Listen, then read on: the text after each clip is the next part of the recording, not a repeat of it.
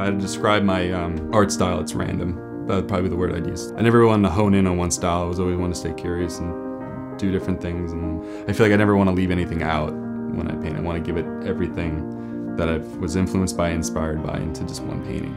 Just to see, you know, like I have an idea of like what a general layout of what the composition is, but it'll change. It always does. I work with the mistakes that happens because I always make mistakes. I always just wanted to draw people. I don't know, I feel like if you can draw people, you can really draw anything. I was just always drawn to it, I guess because we're people, and it's identifiable very easily. But I also like manipulating the figure form. I just found it interesting, and then rebuilding it. I like making myself laugh, so I definitely try to incorporate that in my work.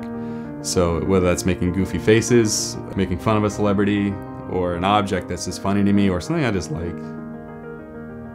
With the celebrities, it's usually their mugshots. It just came to me, I don't know, whether it be surfing on the web, just thinking, and also to me it's that a little bit of a funny element, whether the faces they have. What also I like is the stories behind what happened when they got arrested.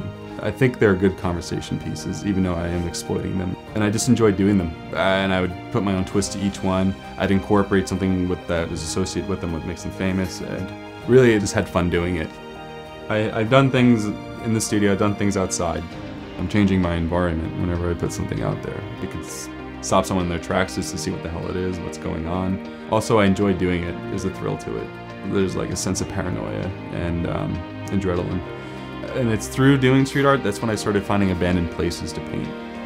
When you're first going there, it's something to behold. It's just random, you wouldn't think it'd be there. It's a trail and this leads to this building that's covered in graffiti. And it's the journey of getting there, finding it, what you're gonna paint there, carrying all your paint. It's an adventure in its own.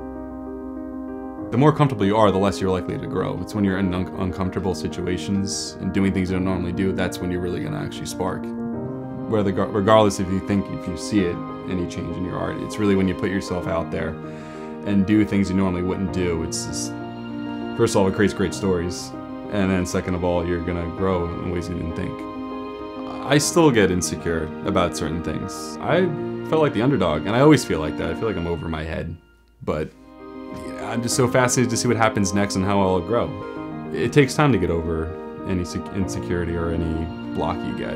What I say is yes is always the answer to everything. You just say yes, which is good and bad, but because it's opportunity is an opportunity, just do it.